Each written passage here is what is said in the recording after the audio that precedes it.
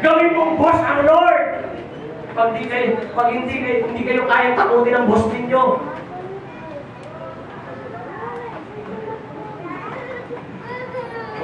huwag mo akitin ang boss mo. Ikaw may pera, ako may Diyos.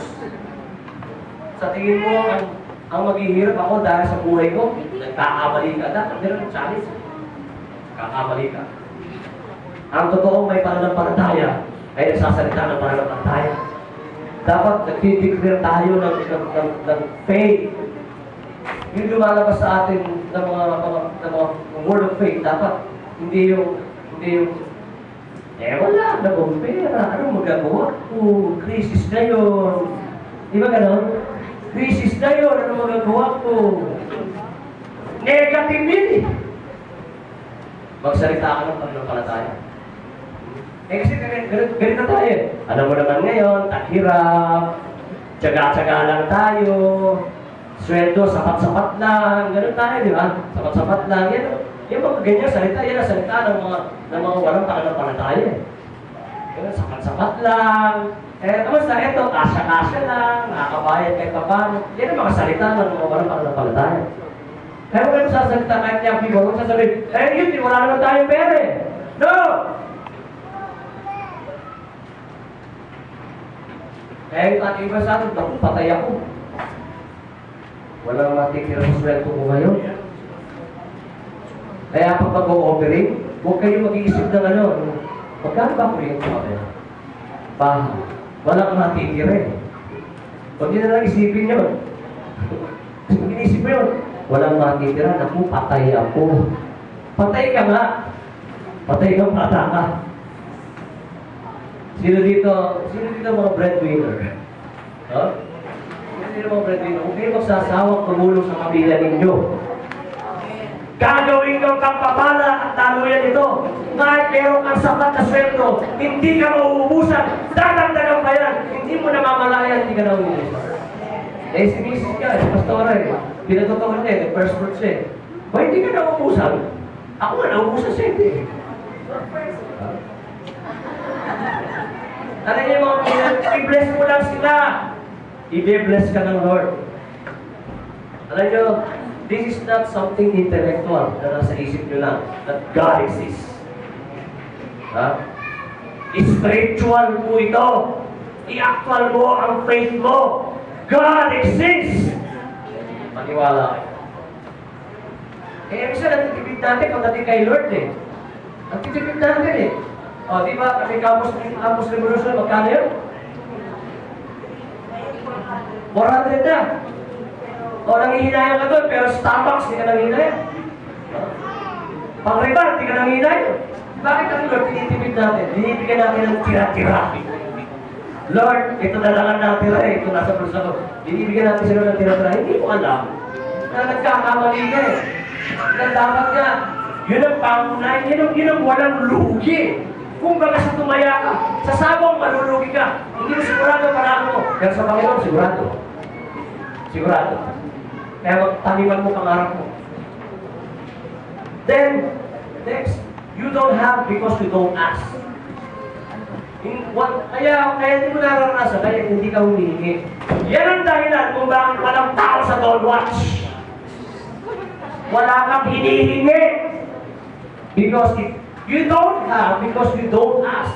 Ang sabi dito sa Matthew 7:7, ask and it will be given to you. Seek and you will find. Knock the door and it will be open to you. Sinungaling ba Lord dito? Humingi ka na ba? Sabihin mo sa katabi mo, humingi ka na ba? Baka puro wishful thinking ka lang. Lord, sana may magbigay. Lord, sana swertin ako. Humingi ka. Kaya wala ka sa doon, mas wala kang hinihingi. Humingi ka!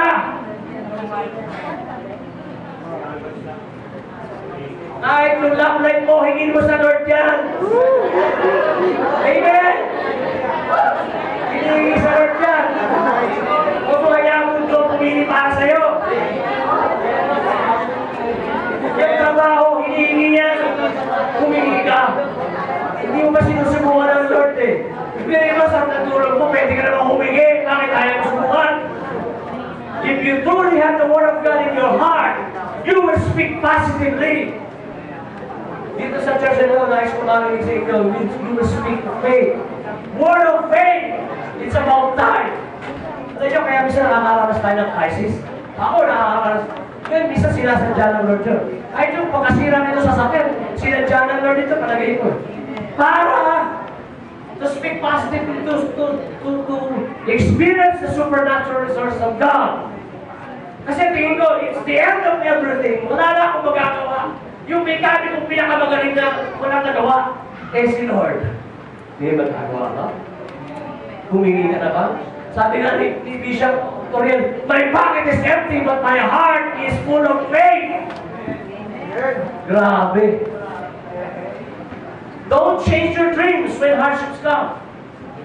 Hindi ka mo naghihirapan ka, papaguhin mo lahat ang pangarap mo, iibahin mo ang direksyon mo. God wants to show that you are limited, that you should not depend on yourself. Hindi ka magdidepend sa sarili mo. Sa strength mo. Faith will only come if you have a direct and permanent contact with the Lord and with the Word of God. Di ba sa 144, tinatalakay natin yung devotion? Masyadong basic yung devotion. Masyado basic yung devotion. Pero hindi nyo alam ilang isa sa pinakamahalaga eh. Direct, permanent contact with the Word of God. Out of faith comes the supernatural. Supernatural is above the natural. And as we tap the supernatural in fulfilling our dreams, surely even the impossible will become possible. Don't leave your dreams here. Don't leave your dreams here. Devotion will connect you to the supernatural. Walang ibang source. Faith cometh by hearing, and hearing the Word. Papasok sa puso mo yan. Iko-confess mo yan. From the abundance of the heart, the mouth speaks. Pag ang heart mo puno-puno ng complaint, ng bitterness, yun din sasabihin mo. Pero pag puno-puno ng salita ng Diyos yan, ng pangako ng Panginoon, you will speak out in faith. Mangyayari yun. Bakit? Nangyari sa iba. Nangyari sa ibang church. Nakita ko eh. Nakita ko sa buhay ko eh. Dati hirap na hirap kami noong pakasal ako, wala akong pera. Hirap na hirap kami sa ministry. Di ba alam eh? Eh halos kami sa dumating ang punta, wala akong masahin, nilakad ko yun eh, yung walang lupa. Hirap na hirap. Pero sabi ng Panginoon, mangarap ka. Kaya ako nangangarap ako sa bakit? Sumama kayo sa akin, mangarap kayo. Hindi lang ito mararating natin. Huwag kayong maupo lang dyan, sabi niya, it's okay. Okay naman ang lahat. Hindi. It's supernatural. Nakita ko nangyari sa buhay ni Bishop Toriel. Sina Bishop Frank, sa Baguio, kina Pastor Arnold. Nangyari. Bakit tayo? Hindi ba pwede mangyari sa atin yun? Imposible ba? Kabaliwan ba yun?